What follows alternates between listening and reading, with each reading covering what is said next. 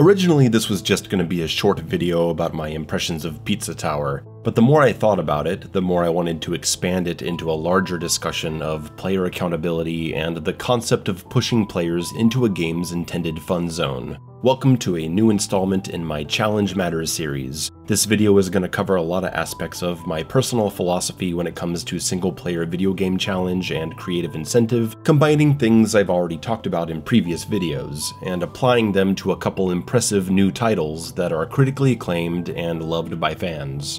I'm a firm believer in player accountability through a sense of reward and especially consequence, that consequence typically being a fail state.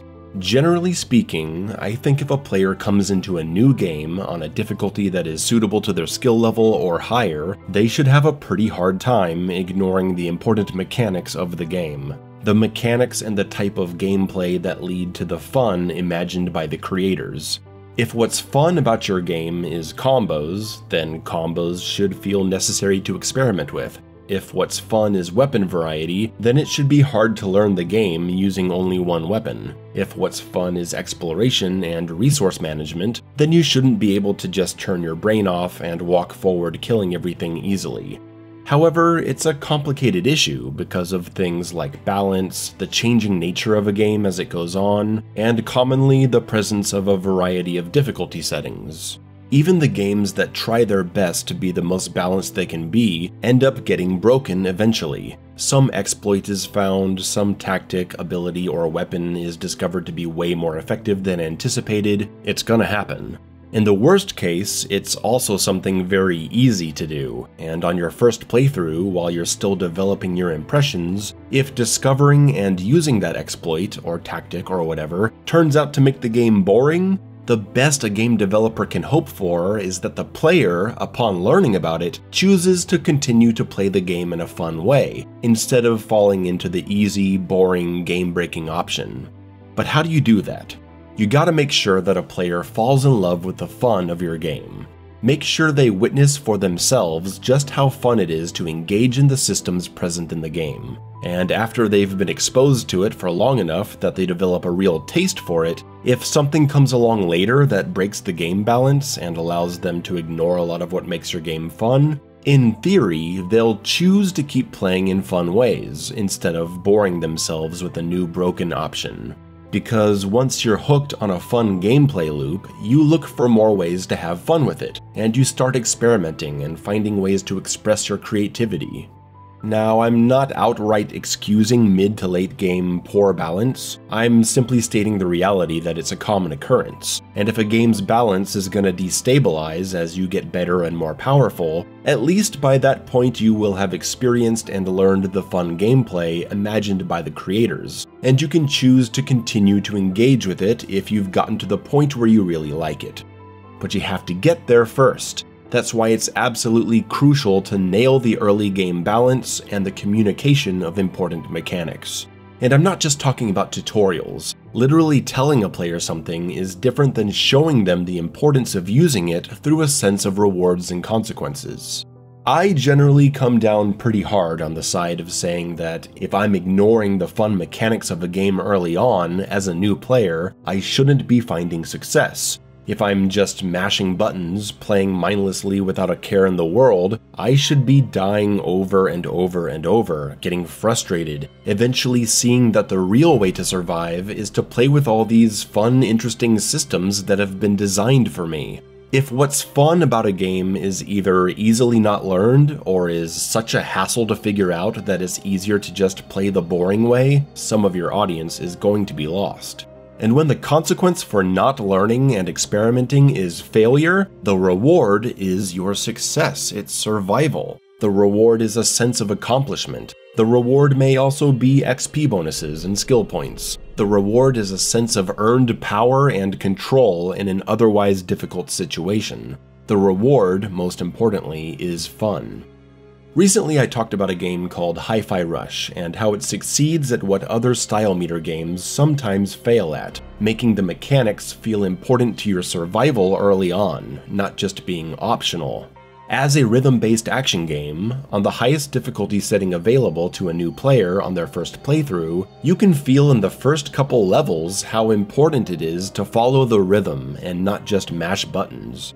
The damage boost given to you by hitting attacks on the beat and hitting the high damage combo enders also on the beat become crucial to your survival. You aren't just staying in beat and extending air combos to make some arbitrary style meter go up and get a high level ranking, or because it looks cool. You're doing it because it helps you survive, and it's way more of a hassle to stubbornly ignore what the game wants you to be doing. On top of that, it does have damage and point bonuses for keeping that style meter high and the combos long, awarding extra credits for abilities at the store.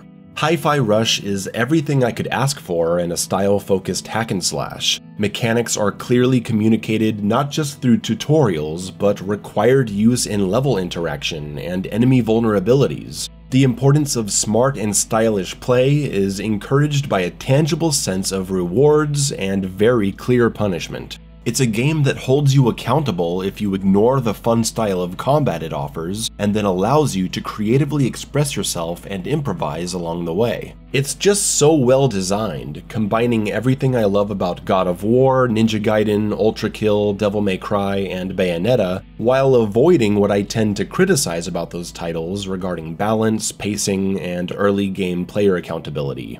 I hope that future action titles learn from Hi-Fi Rush. This is what I tried to communicate in my Does Style Matter video from early 2022, and unfortunately I think it didn't come across the way I intended, but good lord I tried. What is wrong with you people? But what made me want to bring up this topic again, nearly 2 years after my Style Meter opinion piece, and coming up on 3 years into my never-ending feud with Ultra Kill players, is a little game called Pizza Tower. Like Hi-Fi Rush, it's an early 2023 title that I didn't get to until near the end of the year, and a series of comments really piqued my curiosity. I don't have screenshots of them, but I saw some people saying that I wouldn't understand Pizza Tower, or I would think it's a bad game, because of my views on action games centered around style meters, point systems, and end-of-level rankings. Those comments led me to believe that Pizza Tower is probably a game with no actual survival challenge, with the only fun coming from self-imposed adherence to concepts such as moving quickly, not getting hit, collecting all the items, etc. And I see where they're coming from, because that's basically how Pizza Tower is. When I streamed it on Twitch, even my own regular viewers were saying they didn't expect me to play it, or they thought I wouldn't like it. I found that interesting, and it led to a discussion of the very topic of this video.